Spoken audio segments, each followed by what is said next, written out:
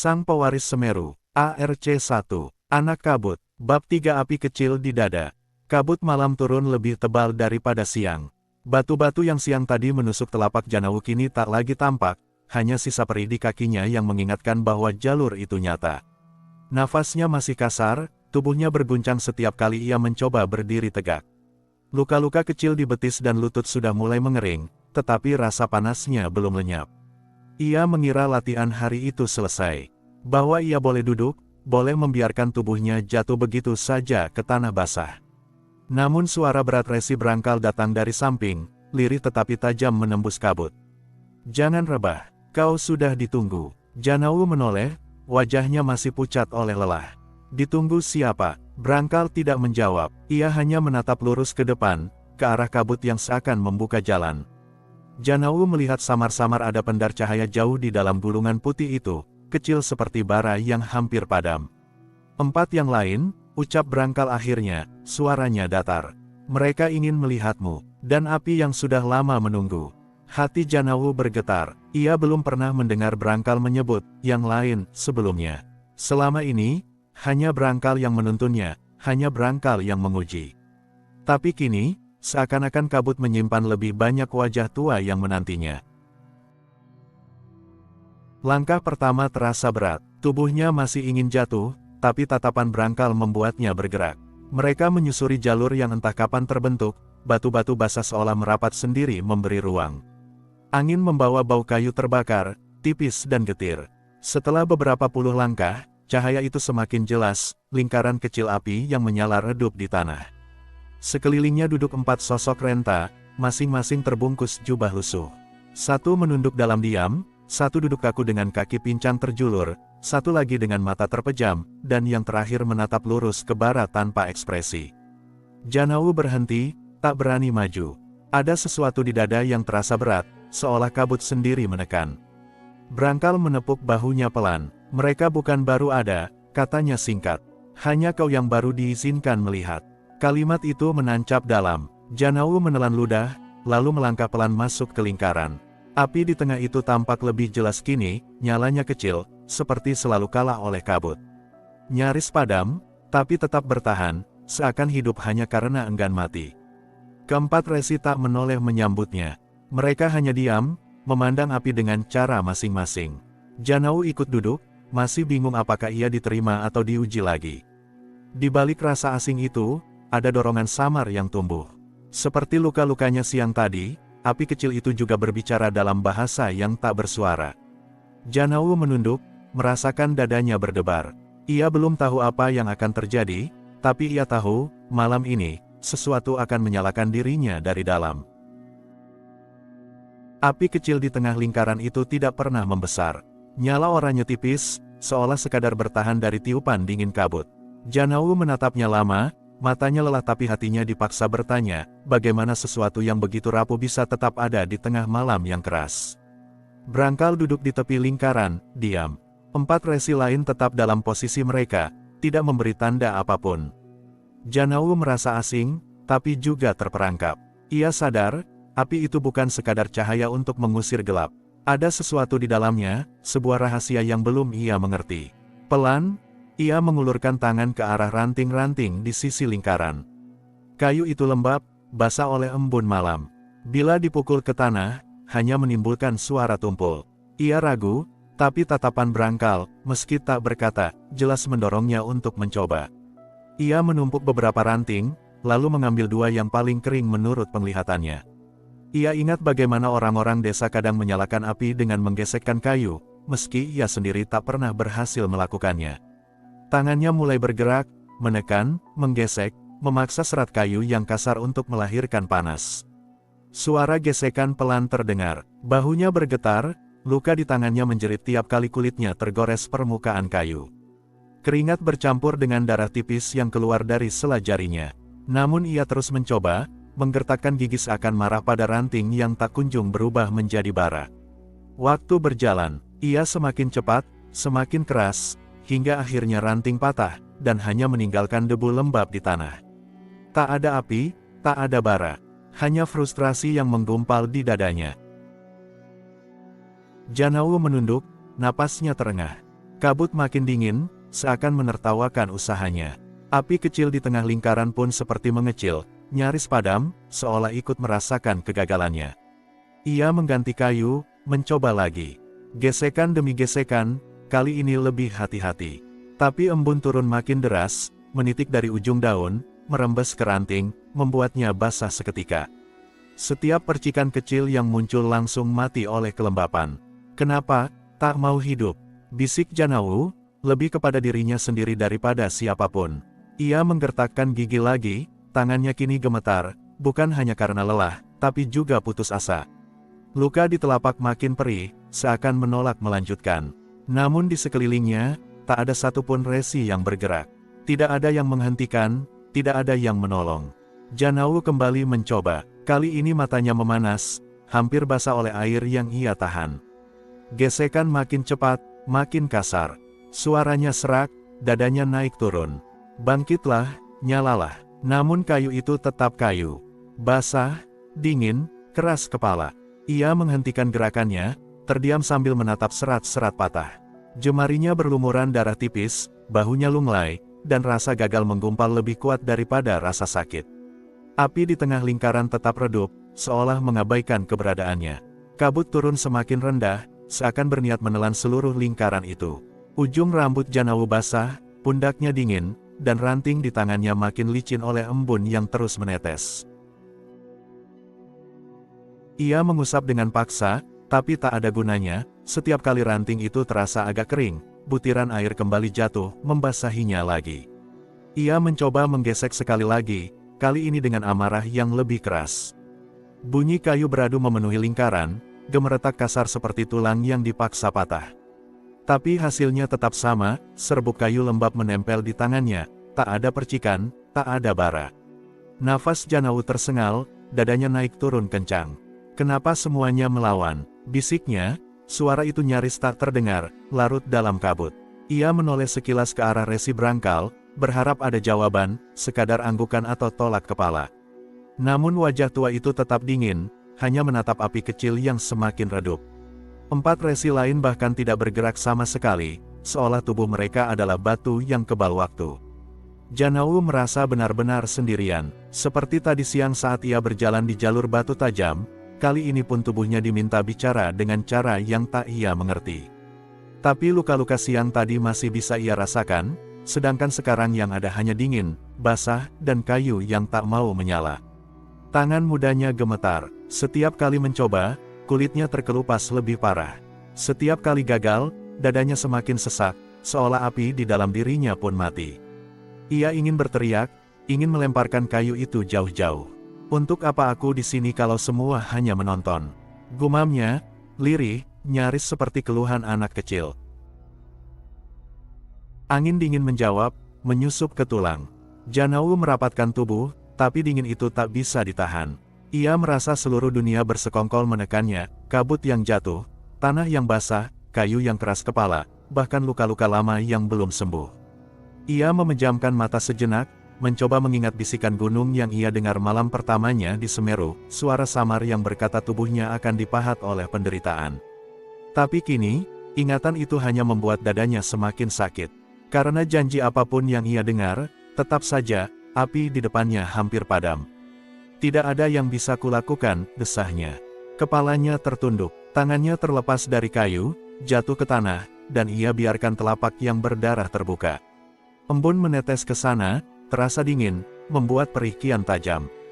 Untuk sesaat, ia hanya ingin berhenti, membiarkan dirinya larut dalam kabut yang tak menuntut apa-apa. Tapi justru pada titik itu, api kecil di tengah lingkaran berkedip, seolah menahan napas. Nyala tipisnya goyah, lalu kembali tenang. Seperti menunggu, seperti menyimpan sesuatu. Janawu menatapnya lemah. Api itu kecil, hampir mati, tapi tidak menyerah. Dan justru itu yang membuat hatinya semakin perih, ia kalah dari sesuatu yang begitu rapuh. Ia menggigit bibir, hampir menangis. Dari sisi lingkaran, seorang resi lain maju. Langkahnya sangat pelan, hampir tanpa suara, seakan tanah sendiri tak sanggup mencatat jejaknya. Janawu menegakkan tubuh, menahan rasa sakit di lutut, menatap lelaki tua itu dengan penuh tanya. Ia ingin menyapa, tapi lidahnya tertahan. Ada sesuatu yang aneh. Orang tua itu tidak membuka mulutnya sedikit pun. Wajahnya tenang, matanya redup, gerakannya hanya berupa tangan yang bergerak ke arah tumpukan ranting. Janau masih ragu. Ia menunggu suara, barangkali salam atau perintah. Tapi tak ada apa-apa, hanya hening. Tiba-tiba lelaki itu mengangkat kedua tangannya. Jari-jarinya kurus, tapi gerakannya jelas, menunjuk ke arah dua batang kayu yang tergeletak. Lalu ia menggesekkan telapak tangannya pelan, membuat gerakan berulang, seolah ingin memperlihatkan sesuatu. Janau mengerutkan kening. Aku harus menirukan, gumamnya, lirih, setengah kepada dirinya sendiri. Lelaki itu hanya menatap, tak ada jawaban, tak ada suara. Ia sekadar mengulangi gerakan tangannya, menggenggam kayu, menggesek dengan sabar, lalu berhenti dan menunggu. Janau menghela napas. Ia jongkok, mengambil kayu yang ditunjuk. Tangannya masih perih, telapak terkelupas, tapi ia berusaha mengikuti persis gerakan yang diperlihatkan. Gesekan pertama, tak terjadi apa-apa. Gesekan kedua, hanya suara serat kayu beradu, kasar dan sumbang. Janau mendongak, berharap ada petunjuk lain. Tapi lelaki itu hanya menatapnya, tenang, seolah kesalahan itu memang bagian dari proses. Tangan tuanya bergerak lagi, kali ini lebih pelan, seakan berkata, jangan buru-buru, biarkan kayu bicara. Janau meneguk ludah. Ia mencoba sekali lagi. Luka di tangannya terasa perih, tapi ia menahan. Gerakannya mengikuti teladan, bukan menghajar kayu, melainkan mengusap dengan tekanan lembut. Serbuk tipis mulai terkumpul. Jantung Janau berdegup. Ia menahan napas. Gesekan berikutnya menimbulkan sesuatu yang berbeda, kilatan kecil, hanya sekejap. Cahaya mungil yang langsung padam tertiup angin. Matanya membelalak. Ia hampir berteriak, tapi lelaki itu segera mengangkat telapak, memberi isyarat agar diam, agar menjaga. Sekali lagi, Janau mencoba. Tangannya gemetar, tapi ia lebih sabar. Kali ini ia tidak memaksa, hanya menuntun gerakan. Dan tiba-tiba, dari serbuk kayu lahir titik merah bergetar. Bara mungil, nyala sekecil ujung jarum. Janau membeku. Itu api pertama yang ia hasilkan dengan tangannya sendiri. Ia menunduk, mendekatkan wajah. Api kecil itu seakan menatap balik, rapuh namun nyata. Ia ingin meniupnya, tapi lelaki itu menggeleng halus. Tangannya bergerak seperti memeluk sesuatu yang rapuh. Janau mengerti, bara ini bukan untuk diburu-buru, melainkan dijaga. Hening terasa lebih berat, kabut di sekeliling menekan, dingin malam semakin menusuk, tapi di hadapan Janau ada sesuatu yang lain, kehidupan mungil yang lahir dari gesekan, dari luka, dari kesabaran. Dan lelaki tua itu, meski tanpa kata, telah mengajarinya lebih banyak daripada suara manapun. Janau menatap bara kecil itu tanpa berani berkedip. Titiknya merah, bergetar, seakan hidupnya bisa padam oleh hembusan napas yang salah. Tangannya kaku, takut bergerak, namun lelaki tua di hadapannya kembali menggerakkan jemari, telapak saling mendekap, membentuk ruang sempit, lalu membuka sedikit demi sedikit. Isyarat itu jelas, api harus dijaga di dalam, diberi naungan. Janau mengangguk pelan, lalu menangkupkan kedua tangannya, menciptakan gua kecil dari kulit dan jari-jarinya. Bara itu ia letakkan di tengah. Kehangatan langsung merambat ke telapak, perih dari luka seakan berbaur dengan getar yang sama. Untuk sesaat, ia lupa pada dingin gunung. Api itu seperti bernapas. Ia bisa merasakan denyut halus, seolah titik merah itu punya jantungnya sendiri. Angin kabut berusaha menyelinap, tapi tak berhasil menembus lindungan tangannya. Bara itu tetap ada, bahkan perlahan membesar, menelan serpihan kayu kering yang ia sisakan. Janau terperanjat. Iya, tumbuh, bisiknya. Lelaki tua itu hanya menunduk tipis, membiarkan. Mata Janau berair, ada sesuatu di dadanya yang ikut menyala. Perasaan aneh, bukan sekadar lega karena berhasil, bukan hanya bangga. Ada kehangatan yang menyalakan ruang kosong di tubuhnya. Ia teringat malam pertamanya di gunung, ketika kabut berbisik di telinganya, jangan lari, luka akan jadi mata. Kini ia merasa bisikan lain, bukan dari kabut, bukan dari resi, melainkan dari api kecil yang digenggam. Seolah bara itu berkata, aku bagianmu, jangan lepaskan. Janau menggigit bibir, rasa sakit di telapak, rasa hangat di tangan, dan denyut di dada bercampur menjadi satu. Tubuhnya penuh luka dari jalur batu semalam, tapi untuk pertama kali ia merasa tegak bukan karena menahan sakit, melainkan karena ada sesuatu yang menopang dari dalam. Api itu, ia mendekatkannya perlahan ke dada, merapatkan tangkupan tangan ke tubuhnya sendiri. Hangatnya menyusup, menembus kulit, seakan jantungnya ikut bergetar menirukan nyala mungil itu. Dari lingkaran api, 4 resi lain memperhatikan. Tak ada kata, tak ada tepuk tangan. Hanya mata-mata tua yang menyimpan pengakuan, satu nyala telah lahir di dada seorang murid. Janau tidak tahu arti pandangan itu. Ia hanya tahu api mungil ini terlalu berharga untuk dilepas. Kabut berputar, embun jatuh menetes, dingin semakin menggigit, namun dada Janau terasa lain. Ada sebuah inti kecil yang melawan. Kecil sekali, nyaris tak terlihat, namun cukup membuat tubuhnya berdiri tegak. Apakah ini, milikku? Bisiknya. Lelaki tua itu tidak menjawab. Tapi tatapannya yang tenang, dan gerakan jarinya yang kembali menyatukan telapak lalu menunjuk dada, memberi jawaban yang tak perlu kata, ya, nyala itu kini ada di dalammu. Janau memejamkan mata. Ia membiarkan api itu masuk ke dalam dirinya, membiarkan tubuhnya belajar menerima panas, belajar menjaga yang rapuh. Ia tahu, bila gagal menjaganya, api akan padam. Tapi bila berhasil, mungkin ia akan tumbuh bersama api itu. Untuk pertama kali, Janau merasa dirinya bukan sekadar tubuh penuh luka. Ia mulai merasa, pewaris sesuatu yang lebih besar. Janau duduk lama di samping api kecil itu. Tangannya masih menangkup, meski nyala kini tenang. Bara itu sudah tak lagi mengancam padam, namun seakan sengaja tetap mungil, menjaga diri agar tidak sombong. Ia menatapnya dengan mata letih. Betisnya penuh luka dari jalur batu semalam, lengannya perih oleh gesekan ranting basah, dan kini telapak tangannya panas memeluk api. Luka-luka itu seakan berbaris, tapi anehnya ia tidak lagi melihatnya sebagai penderitaan. Semuanya hanya jalan agar ia bisa duduk di sini, bersama nyala mungil yang terasa seperti jantung keduanya. Janau merasakan sesuatu yang asing, kehangatan itu bergerak, tidak hanya berhenti di telapak. Ia merambat, masuk ke nadi, menyusuri lengan, lalu menetap di dada. Seolah tubuhnya, yang semalam hanyalah daging penuh luka, kini punya inti baru yang berdenyut. Ia menunduk, berbisik seakan takut terdengar. Jangan padam, kabut malam menjawab dengan desis lembut. Angin sempat menggoda nyala, tapi api itu bertahan, seakan kabut sendiri mengakuinya. Janau terperangah. Ada pertarungan kecil di dalam dirinya, takut kehilangan, tapi sekaligus sadar bahwa api itu tidak benar-benar miliknya. Ia hanya dititipi, diminta menjaganya. Resi berangkal berjalan mendekat, menatap murid mudanya. Tidak ada ucapan pujian, tidak pula senyuman, hanya kalimat pendek, mulai dari sekarang, yang kau jaga bukan hanya tubuhmu. Janau mengangkat kepala, ingin bertanya lebih jauh. Namun tatapan tajam sang resi menutup semua pertanyaan. Ia kembali menunduk, menerima kalimat itu sebagaimana adanya. Api kecil di dada kini terasa lebih berat daripada luka-luka di kakinya, berat karena tanggung jawab, bukan karena nyala itu sendiri. Malam merayap semakin larut. Satu persatu resi lain beranjak, membiarkan Janau duduk sendiri bersama nyalanya. Kabut makin tebal, tapi untuk pertama kali ia tidak gemetar oleh dingin. Kalau aku gagal menjagamu, gumamnya pada api, maka aku tak pantas berada di sini.